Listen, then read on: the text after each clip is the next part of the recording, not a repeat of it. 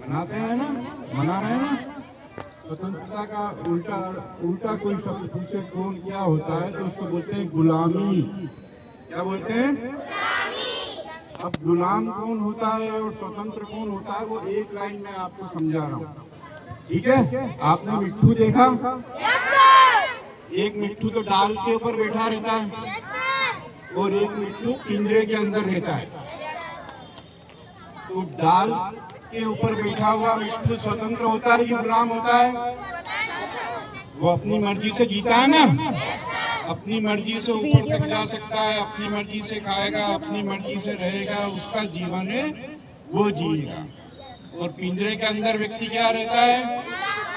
गुलाम। तो गुलाम और स्वतंत्र केवल पक्षी ही नहीं होते, मनुष्य भी होते हैं।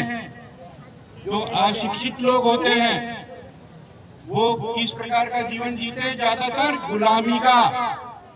क्यों? क्योंकि वो सोच नहीं पाते, वो समझ नहीं पाते, वो सक्षम नहीं होते, ठीक है?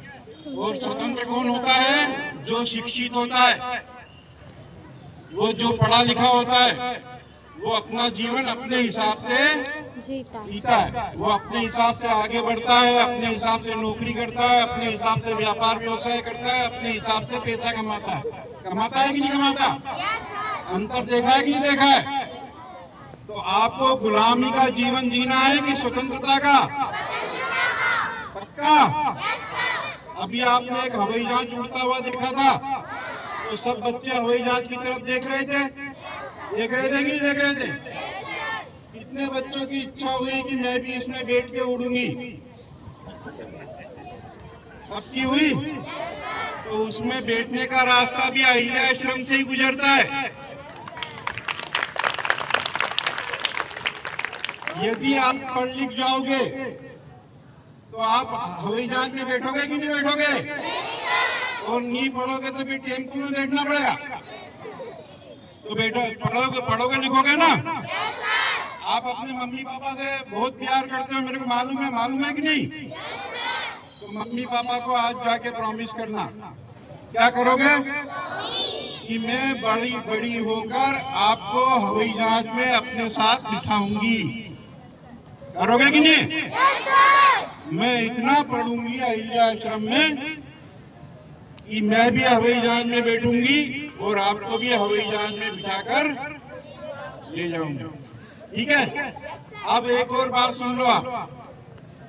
एक भाग्य का नाम सुना होगा ना कि भाग्यशाली है वो लोग, दुर्भाग्यशाली है वो लोग। तो भाग्यशाली का मतलब क्या होता है? ईश्वर खुश किसके ऊपर होता है? इसकी पहचान क्या है? तो ईश्वर आपके ऊपर बहुत ज्यादा खुश है, इसलिए ईश्वर ने आपके माता पिता और आपको बुद्धि दी कि यहाँ पे जाओ, यह अहिल्या आश्रम स्कूल है, यहाँ पर पढ़ो और यहाँ से हवाई जहाज में उड़ो। तो समझ में आया? आज सब अपने माता पिता से प्रॉमिस करेंगे घर जाके, पढ़ाई लिखाई करेंगे, अहिल्या आश्रम का नाम ऊंचा करोगे। एक और बात अपनी कहना चाहता हूँ। हम अपने आप को सौभाग्यशाली इसलिए भी मानते हैं, बहुत सारे बिंदु हैं हमारे पास, लेकिन एक सबसे बड़ा बिंदु ये है कि हमारा स्कूल के आंगन में ही हमारे पार्षद साहब रहते हैं। ताली बजाओ।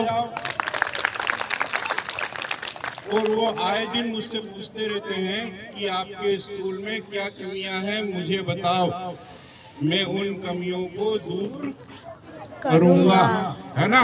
तो ऐसे पार्षद साहब मिले हैं, हम सौभाग्यशाली हैं। उनका आशीर्वाद इसी प्रकार हमारे स्कूल पर बना रहे।